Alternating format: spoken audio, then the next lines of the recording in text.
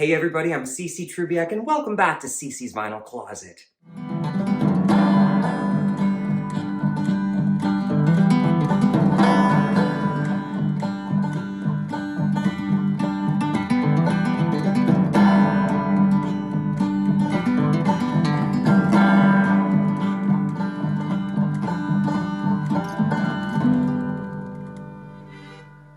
Want love? Get closer. Come on, be a man and get closer. Holy smokes, I cannot believe we are finally here. Episode 19 of CC's Vinyl Closet. This time, wrapping up the segment on Linda Ronstadt in her third episode here, where we're going to be covering the music that she did from 1980 on, basically to 2019 at the time that she retired. But I'm really excited about this final chapter on Linda because in the previous two episodes, I highlighted how Linda Ronstadt was a part of a lot of beautiful folk rock music and a lot of country rock music from the 1970s. So by 1980, Linda Ronstadt herself had already established herself as one of the reigning women in the music industry. And that's a pretty impressive feat for any one of my honky-tonk angels. So today, I'm really excited to explore the diversity of what was ahead for her. This time, the emphasis is going to be on the music genres, as hers are totally diverse. There's new wave, traditional pop, jazz music, opera, country, and Latin. There's really a lot of music here within this section, and I love all of it. So we're just going to take off starting in 1980 when Linda Ronstadt released an album called Mad Love. This is an album that reflected the emergence of the late 1970s punk rock and new wave music. A lot of artists at this time that had been making music in the 70s were experimenting with different styles of music by this time, and Linda being one of them. I should say, I don't know a lot about new wave music. In fact, I bet you my only exposure of new wave music, perhaps up till this album, was Blondie, and I've loved Blondie my whole life. So this particular album is a bit of a departure from the country rock music that Linda was doing, and I absolutely love it. I find it edgy. She cut her hair really short, and she was singing a different style of music, and these songs were really cool. I really enjoy 3 tracks on this album that are actually written by Elvis Costello, a name I'm pretty familiar with. One of those songs is a song he wrote called Girls Talk. There are some things you can't cover up with lipstick and powder. Thought I heard you mention my name. Can't you talk any louder? Don't come any closer, don't come any nearer. My vision of you can't come in any clearer. Oh, I just wanna have girls talk. Dun, dun, dun, dun. I love this song. It's just one of many on the album that really captured my attention upon initially listening. It's a carefully crafted production and a risky creative move for Ronstadt, but impressive. And by risky, I mean a lot of artists might not have strayed from the genre that they were successfully making music in. Linda Ronstadt probably could have gone on for years making those country rock albums, and many of us would have been quite happy with that. But that wouldn't have been enough for her, and that's one thing that makes me appreciate her so much. During the 80s, she was experimenting with a lot of diverse genres of music. Not only just experimenting, but thriving in them as well. For example, this album, Mad Love, which was really successful. Another song I really love off of it is a song Neil Young wrote called Look Out for My Love. There's a lot to learn for wasting time. There's a heart that burns. There's an open mind. Look out for my love. Look out for my love. Look out for my love. Look out for my love. You own it. You own it. Okay, that's enough for that one. Yeah, it's not your standard sound for Linda Ronstadt, and I really liked it. I found it quite enjoyable to listen to this record. There were also some really big hits that came off of this record, so I should really mention them. For example, there's the hit song, How Do I Make You? You're a doll, I see you. How do I make you? How do I make you? How do I make you? Dream about me. Dream about me. Dream about me. Ooh, dream about me. There's also Hurt So Bad. Well, let me tell you that it hurts so bad. It makes me feel so sad. Come back, it hurts so bad to see you again. Like needles and pins. No! No! No! And I can't leave out the song I Can't Let Go. Well, I tried and I tried, but I can't say goodbye. Down, down, down, down, down, down, down, down, down. I can't let go. Boom, boom. I can't let go. Boom, boom. All these songs were quite successful in 1980, so Linda Ronstadt may have been switching things up, but she was still finding her success there, which I love. Mad Love reached number 5 on the album charts, and she was named number 1 female artist of the year by Billboard. Now, running with this theme of Linda Ronstadt making some risky and impressive professional choices, Linda's next venture was going to have her starring in the 1983 British-American musical based on Gilbert and Sullivan's 1879 comic opera of the same name, The Pirates of Penzance. Prior to this project, I had never seen The Pirates of Penzance before, and I didn't even really know that Linda Ronstadt had been in a movie. So this was a kind of awakening for me. I did spend time researching the film, watching it, enjoying it, and even though I've got to say, I'm not an opera aficionado. I'm really not into Broadway music most of the times. I love it and I can see the value of it, but opera music really is not my forte. I prefer my 3 chords in the truth country, as you can tell. But this project was great because it allowed me into the world of opera music thanks to Linda Ronstadt and her part of Pirates of Penzance, where she played the character Maybelle, singing a song that I found catchy called Poor Wandering One. Poor wandering one, though thou hast surely strayed, take heart of grace, thy steps retrace. Poor wandering one.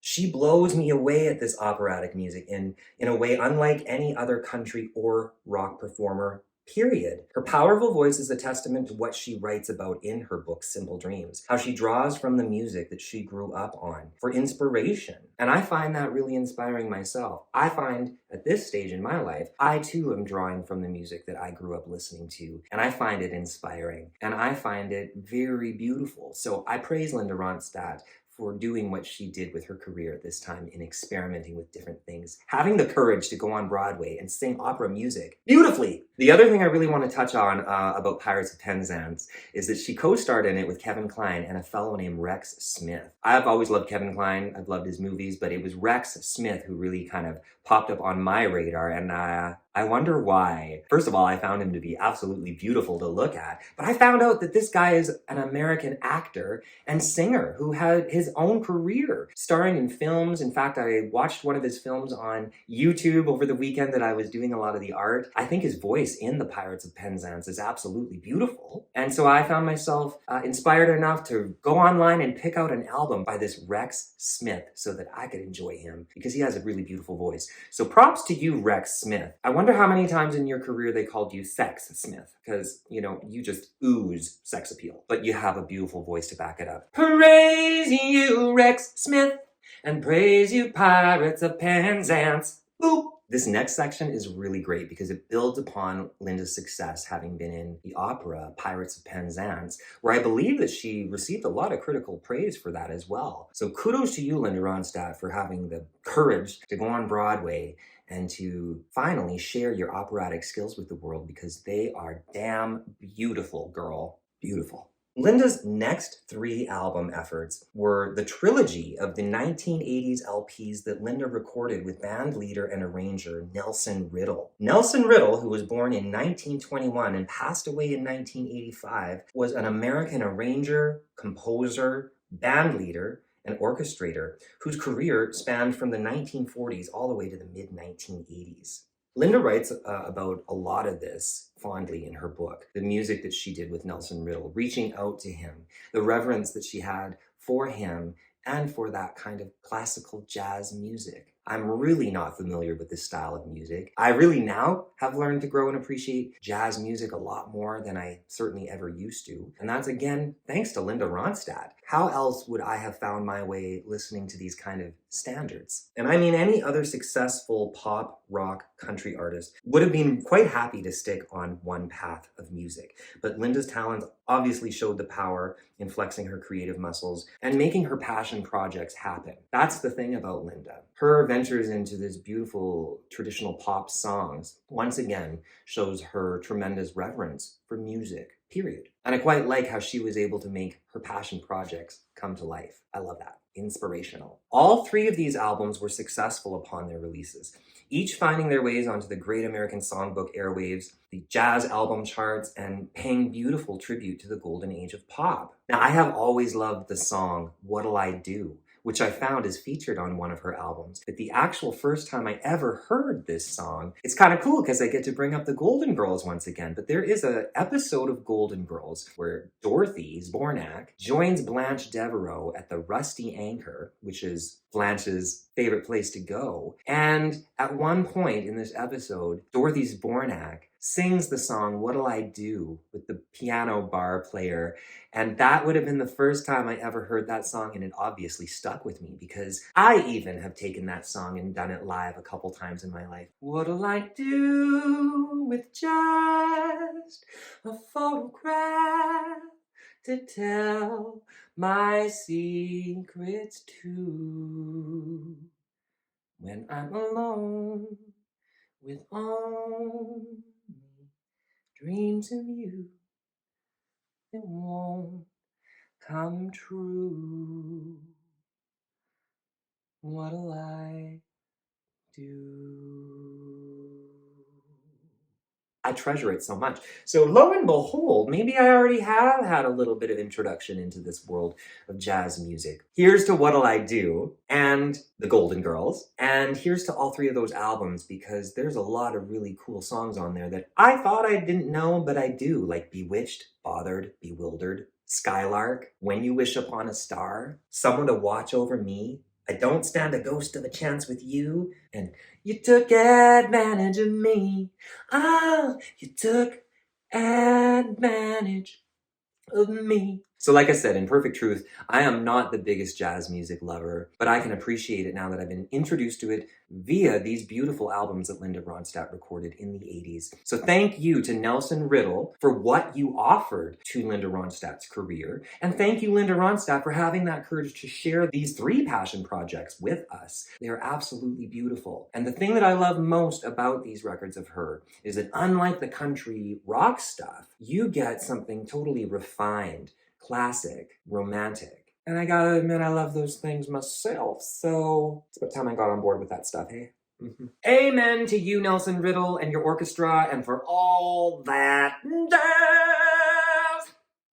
Now, in 1986, the cartoon film An American Tail was released. And for all of the others out there with me who got through the 1980s, you'll surely remember this treat. This is a movie about Fievel the mouse, and remember he went west? But maybe you will remember the hit song Somewhere Out There. Somewhere out there, beneath the pale moonlight, someone's thinking of me and loving me tonight.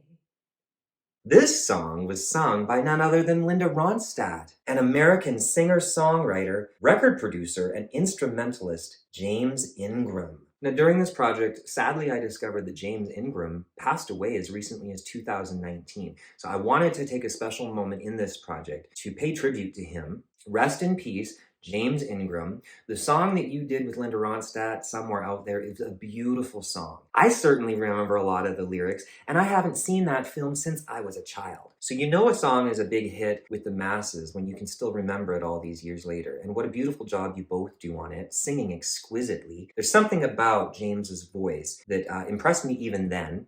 Somewhere out there, someone saying a prayer that we'll find one another in that big somewhere out there. And even though I know how very far apart we are, it helps to think we might be wishing on the same bright star.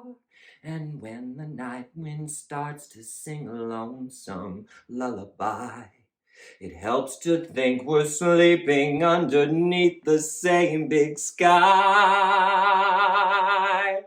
He has a beautiful, low, soulful tone. Gosh, I mean, his voice is absolutely amazing. What a glorious voice you had, James Ingram. Here's to you. Rest in peace. And may your work continue to touch the lives of fans and listeners out there, because it's beautiful and it was a gift.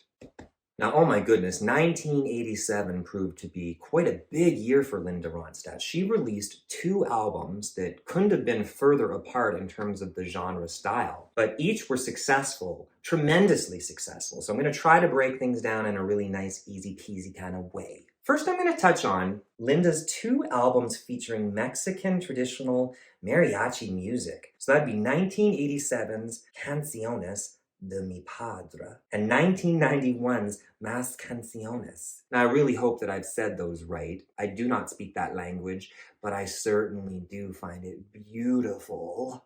I must interject in here one more time that much like jazz, new wave, opera, I don't know a lot about Latin music, and what little I do is probably whatever's been fed to me by pop culture music. But what I do understand is that it's a rich and vast and beautiful style of music. What I have been witness to with Mexican music is diverse and beautiful and vibrant. I can love that music even if I don't know a lot about it. And these albums that Linda Ronstadt did certainly helped me once again appreciate the beauty of this music. Even a guy like me that just loves his 3 chords and the truth needs to be fed something different. You know, a little bit of difference goes a long ass way. Now, these records are perfect for getting a warm, vibrant, passionate vibe, but I must take this moment of the HTA Gospel Bible to highlight Mexican classical violinist and composer Ruben Fuentes, who served as a musical director and a band leader for Linda on these recordings. And she writes about him with great reverence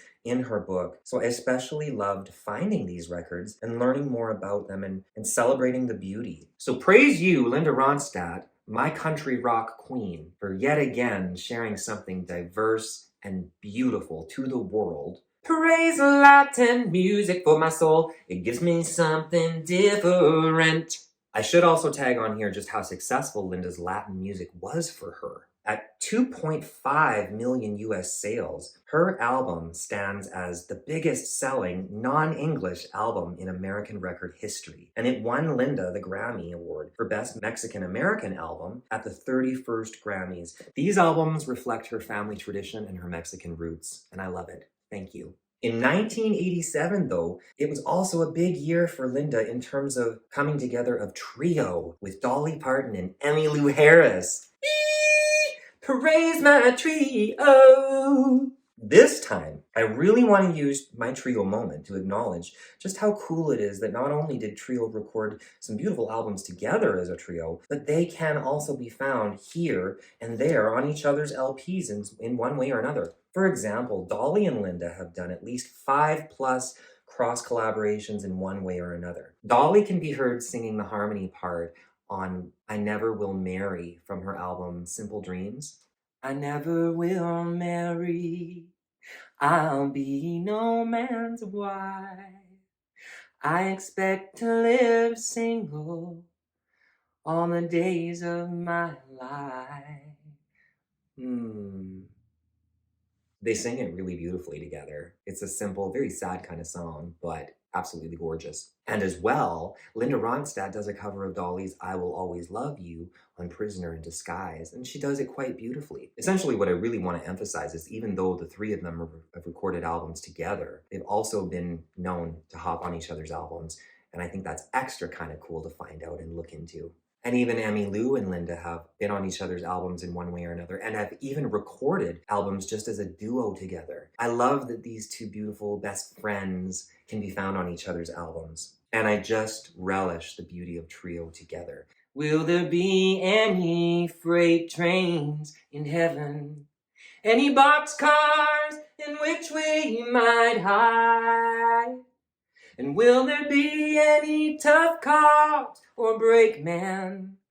Will they tell us that we cannot ride? And will the hobo chum with the rich man? And will we always have money to spare? Will they have respect for the hobo in that land that lies hidden a blur? I want to know. I'm just so thankful that these albums have been released to the world and that they are still available and were so well received by everyone as well. Praise you, Trio, once again, and I know I'll get to talk about you just one more time in Emmylou's episode, but Trio, you are amazing.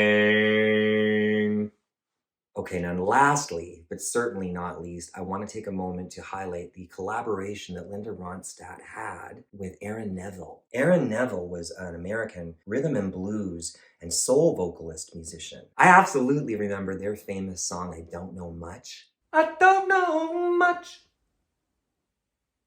but I know I love you, and that may be all I need to know. It's a beautiful song, but in all honesty, it really escaped me for years as a Linda Ronstadt fan that she and Aaron Neville had a legitly successful duo. I was a lot more country focused at that time and listening to a lot of CMT, country music television, but I've been able to go back and see that not only did Linda Ronstadt and Aaron Neville collaborate on her album, Cry Like a Rainstorm, Howl Like a Wind, but on Aaron Neville's LP, Warm Your Heart from 1991. And it's really cool to hear Linda Ronstadt singing with Aaron Neville because not only do they sound absolutely beautiful together, I forgot what a beautiful singer Aaron Neville is. In fact, there's segments of that song where he's singing where I just cannot help but go, no one else could have done that like you. And that is absolutely authentic and beautiful.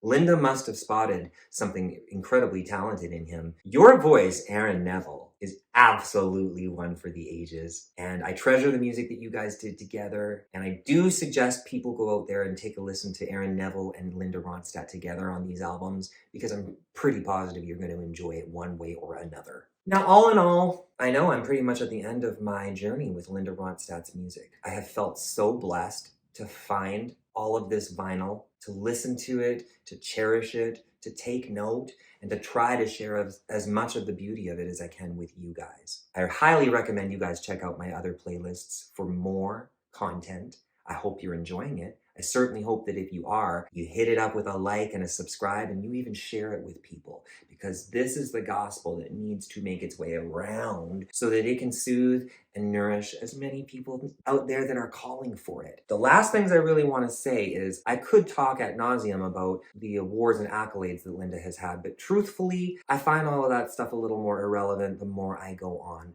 The truth of it all is in the music. That's what I will always recommend to you. There's certainly a handful of albums that Linda released after anything I have mentioned in this episode. And these albums, again, are just unfortunately not available on vinyl. But if I had to pick any that I would love to get my hands on vinyl, would be Western Wall, the album that she did as a duo with Emmylou Harris, but also really quite like her album Feels Like Home. All in all, Linda Ronstadt is an amazing artist, one for the ages. And if there's anything final I'd want to add in here, it would be about her lasting legacy. I think I've pretty much touched upon it in one way or another throughout this, but to me, Linda's lasting legacy lies in her music. Her voice was powerful, but you could also tell that Linda Ronstadt didn't take being a superstar with much weight. I also love about her that she was a really private person, and that at one point in her career, she finally just sort of disappeared for a while. So the lasting legacy to me is one of an incredibly accomplished woman who was true to herself.